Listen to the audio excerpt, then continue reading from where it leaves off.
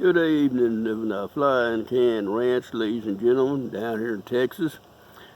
I'm going to talk about something here real quick. I'm going to give you some specs. Yeah, I got to get a haircut, but whatever.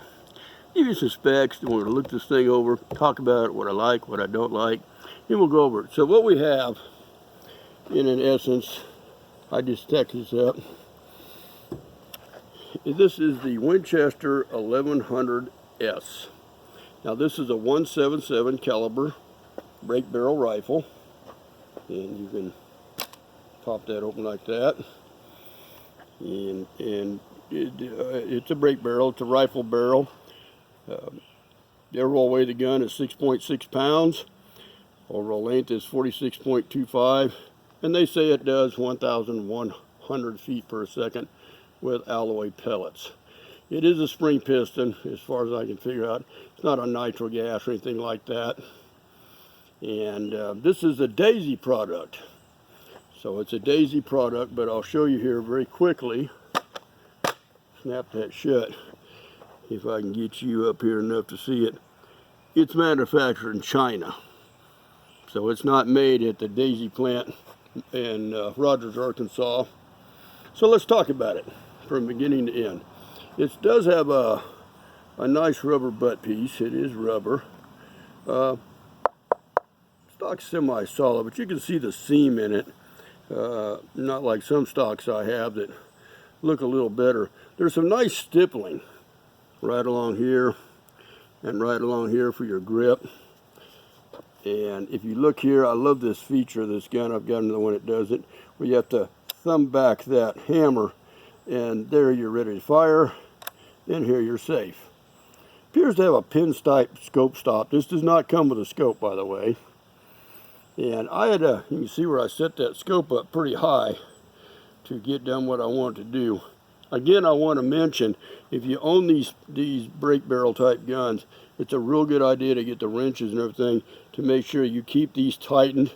These bolts right up in here, they have a tendency to vibrate loose. And this little screw right up here at the front of the sight, yeah, those will bounce out. I had a ruger did it real bad. A little blue Loctite, very carefully get that in there, it'll work. So back to the gun.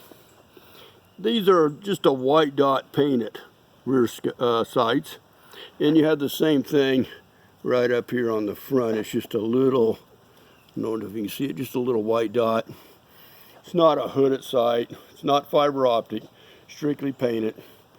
And I snapped this up at Walmart the other day for right around $63. And I played with it quite a bit over the weekend, in and out when it's raining. Right now the mosquitoes are eating me alive. And I liked it. Took me a little while to get the sights figured out, but I'll tell you, from, I'll say about 65 feet, I done that to that chicken can. Just drilled right through it, and just right before I made this video, I went and grabbed a tomato sauce can. I hit a little low right here, but I keyholed that one. Now that was at a seated, kind of a locked position.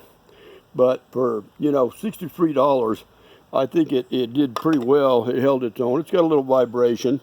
There's not a whole lot of trigger creep to it. The trigger is not unrational. I would say maybe 5 pounds, maybe. But if you want to get into breakers, a lot of times I like to talk about cheaper air guns. I have thrown some expensive ones out. And I guess I'm going to have to buy a clip, by the way, for my MP40, because I think that one, it's working better, but it's just not up to par. But back to this gun. It's got a good finish for what it is. 63 bucks. You could do some good target plinking, get it through your head. This isn't a target gun.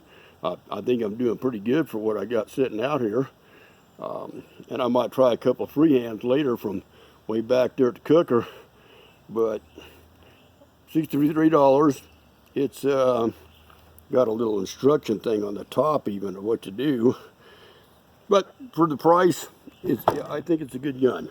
If you want to get into break barrel guns, get away from pneumatics for a little while, or CO2s, and just try something new and different. And you ain't got a lot of money, because I'm going to tell you, all my life, I ain't never had a lot of money, period.